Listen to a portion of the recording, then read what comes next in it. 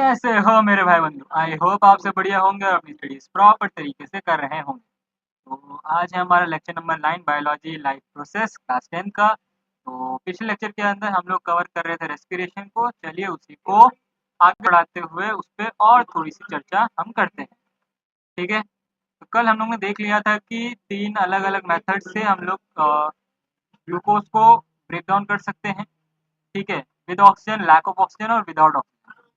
ठीक है। तो ये सब हम लोग ने देख लिया था पिछले क्लास के अंदर। तो आज की क्लास के अंदर हम लोग उसी की चर्चा को थोड़ा सा आगे बढ़ाते हुए बात करेंगे कुछ आगे के टॉपिक्स के बारे में। ठीक है। चलिए पहले इस मोड टू नो के बारे में थोड़ा सा रीड कर लेते हैं। चलिए यहाँ बात की जा रही है एटीपी की। एटीपी क्या है? ATP is the energy currency for most cellular process. तो अगर आपने सेल चैप्टर पढ़ा होगा ना क्लास 9th के अंदर, तो वहाँ पे हमें बोला जाता है कि ATP is the power house of the cell. ठीक है। क्यों? क्योंकि उसके अंदर आपके पास एनर्जी स्टोर रहता है। जितने भी सेलुलर प्रोसेस होते हैं उसमें एनर्जी प्रोवाइड करने वाला आपका एटीपी ही होता है। ठीक है। ये एटीपी बनता कहाँ है? माइटोकॉन्ड्रिया में बनता है, इसलिए वहाँ पे माइटोकॉन्ड्रिया को बोला जाता है power house of the cell, क्योंकि उसके अंदर एटीपी मौजूद रहता है। The energy release during the process of respiration is used to make an ATP molecule from ADP inorganic phosphate. अब यहाँ पे क्या है देखिए, ड्यूरिंग द लाइफ प्रोसेस के समय हमारा एटीपी बनता है with the help of ADP. ADP convert होता है आपका एटीपी में। एडीपी और एटीपी में फुल फॉर्म का सॉरी मतलब क्या है यहाँ पर? एडीपी में आपके पास डाइफॉस्फेट हम बोलते हैं इसको, एडिनोसिन डाइफॉस्फेट। ठीक है। एडिनोसिन डाइफॉस्फेट, इसमें 2 फॉस्फेट ग्रुप जुड़े रहते हैं। ठीक है।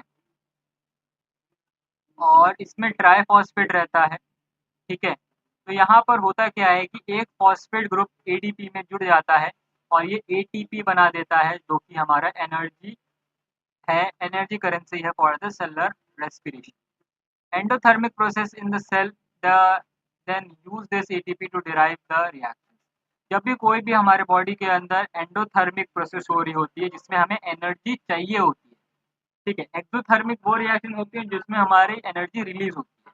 अब ऐसे प्रोसेस जिसमें हमें एनर्जी देनी पड़ेगी, जैसे कि आपका रेस्पिरेशन हो गया, आपका एक्सक्रीशन हो गया, आपका डाइजेशन हो गया, ट्रांसपोर्टेशन हो गया, इन सब में एनर्जी हमें देनी पड़ती है।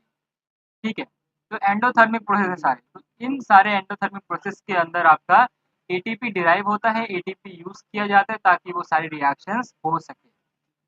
When the terminal phosphate linkage in ATP is broken using water, the energy equivalent to 30.5 kilojoule पर मोल इज रिलीज।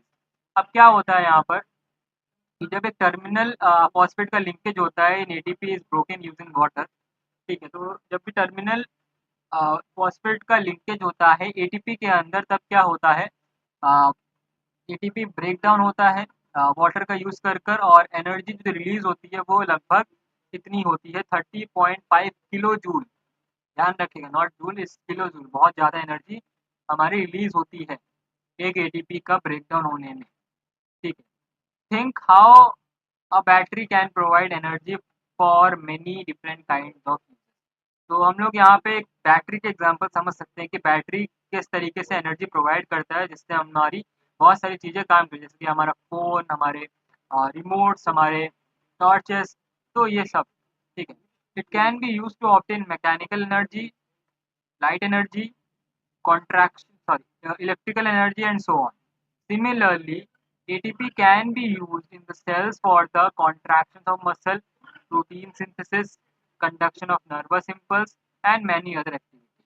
तो यहाँ पे बोला गया है कि जैसे एक बैटरी हम लोग यूज करते हैं for mechanical energy conversion, for light energy, for electrical energy and बहुत सारी और, वैसे ही एटीपी भी सेल्स के अंदर बहुत सारे ऐसे फंक्शंस कराने में भी मदद करती है, जैसे कि आपका मसल्स का कॉन्ट्रैक्शन, प्रोटीन का सिंथेसिस, नर्वस इम्पल्स का कंडक्शन कराना बॉडी के थ्रू, और एक्सक्रीशन प्रोसेस में भी हेल्प करना, वाटर प्यूरिफाई करना, ब्लड प्यूरिफाई करना, इन सब चीज़ों में आपका एटीपी का यूज होता है। Since the aerobic respiration pathway depends on oxygen, aerobic organisms need to ensure that there is sufficient intake of oxygen.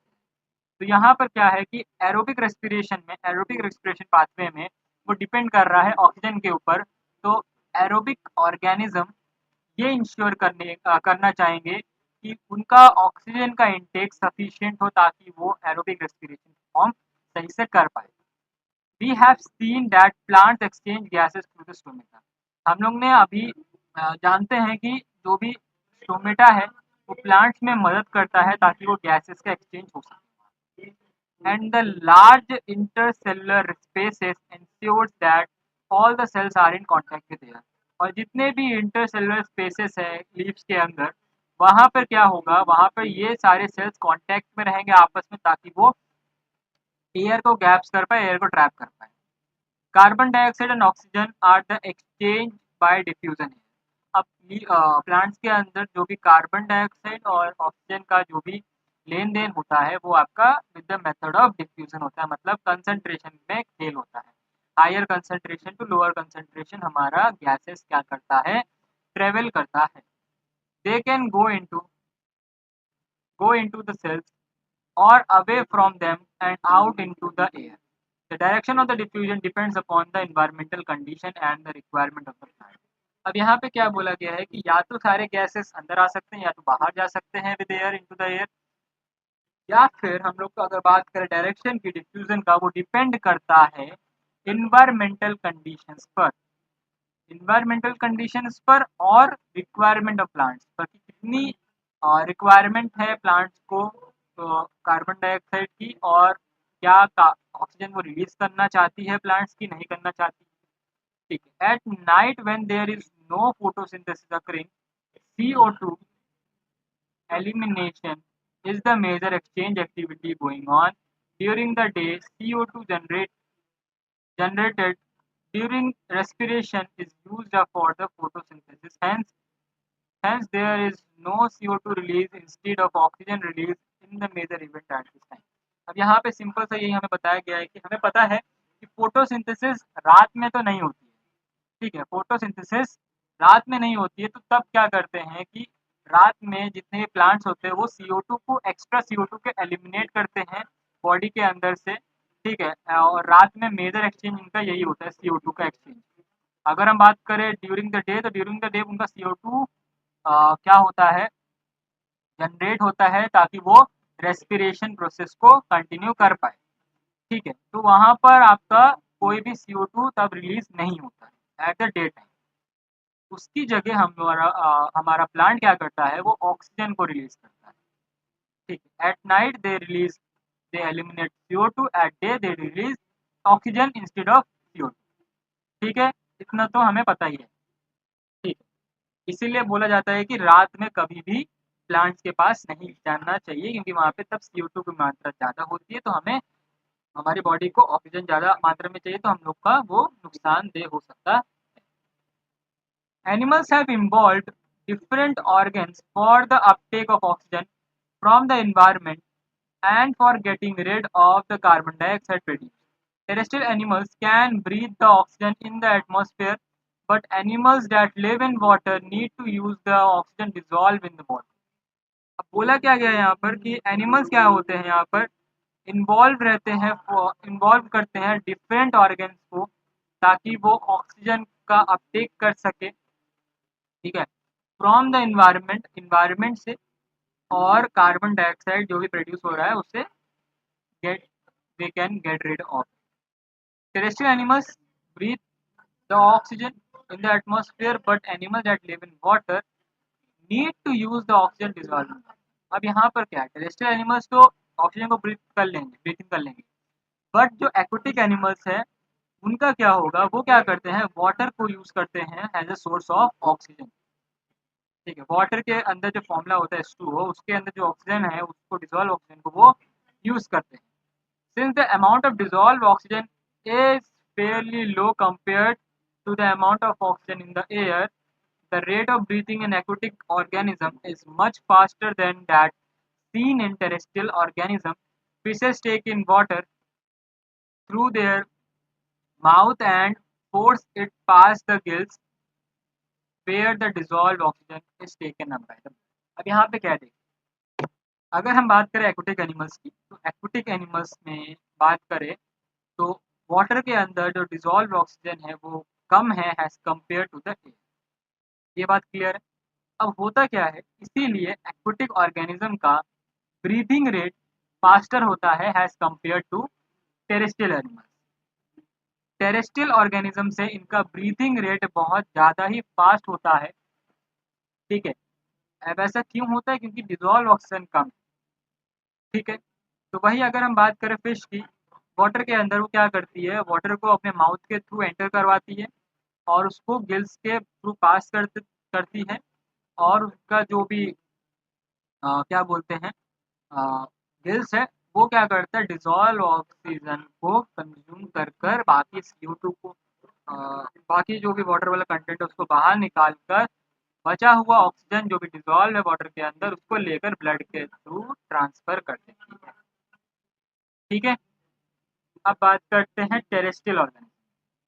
तो terrestrial organism use oxygen in the atmosphere for respiration. ठीक है, terrestrial organism oxygen का use करती है। अब ये oxygen कैसे वो ऑब्जॉर्व करती है? This oxygen is absorb by different organs in different animals. तो अगर हम बात करें डिफरेंट ऑर्गेनिज्म में, डिफरेंट टेरेस्ट्रियल ऑर्गेनिज्म में डिफरेंट डिफरेंट ऑर्गन्स है जो कि ऑक्सीजन को एब्जॉर्ब करती है। All these organs have a structure that increases the surface area which is in contact with the oxygen rich atmosphere। अब क्या करते हैं, जितने भी ये ऑक्सीजन टेकिंग ऑर्गन्स होते हैं उनका एक अलग स्ट्रक्चर होता है जिससे वो अपने सरफेस एरिया बढ़ा लेते हैं। सरफेस एरिया बनाने से क्या होता है कि जितना ज़्यादा ऑक्सीजन जो भी एटमॉस्फेयर में है वो अपने थ्रू ले सके।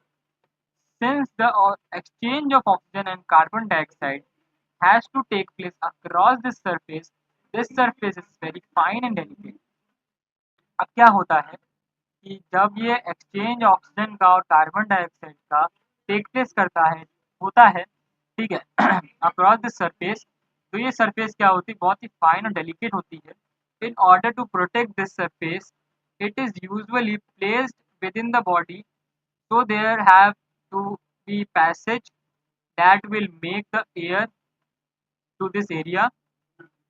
In addition, there is mechanism for moving the air in and out of this area where oxygen is absorbed। यहाँ बोला क्या गया है कि इस सरफेस को, मतलब जो भी आपका ऑर्गन है जो कि आपका ऑक्सीजन को इन और आउट करेगा, वो क्या करता है, उसको सरफेस को प्रोटेक्ट करने के लिए हमारे बॉडी के अंदर स्ट्रक्चर्स मौजूद होते हैं और उसके अंदर एक पैसेज होता है जिसके अंदर हमारा एयर जाता है।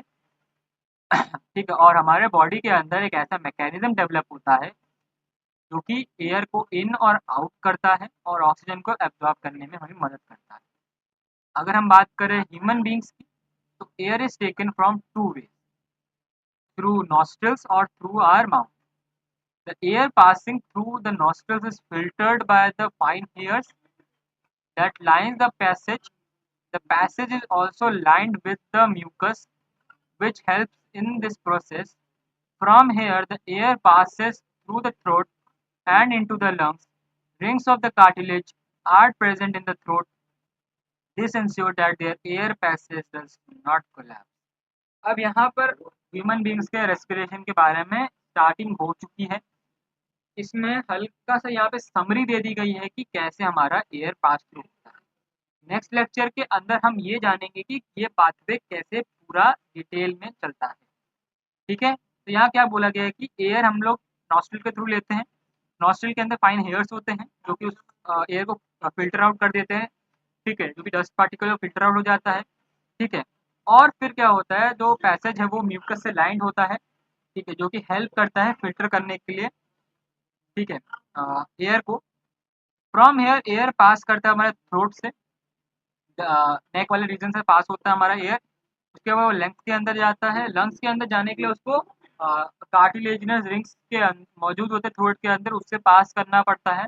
और ये कार्टिलेजिनस रिंग क्या इंश्योर करते हैं कि जो एयर पैसेज है वो कोलैप्स ना हो। ठीक है, तो आई होप आपको आज का लेक्चर समझ आया होगा। हम लोग ने आज बात की टेरेस्ट्रियल ऑर्गेनिज्म की, वो कैसे ब्रीथ आउट करते हैं। हम लोग ने बात की एक्वेटिक एनिमल्स की, वो कैसे ब्रीथ आउट करते हैं। ठीक है, और प्लांट्स कैसे रेस्पिरेशन करते हैं। तो इन तीनों के बारे में हम देख लिया। अब नेक्स्ट लेक्चर के अंदर we will discussing about human beings के अंदर रेस्पिरेशन कैसे होता है। तो तब तक के लिए मिलते हैं आपको नेक्स्ट लेक्चर में, तब तक के लिए बाय, टेक केयर।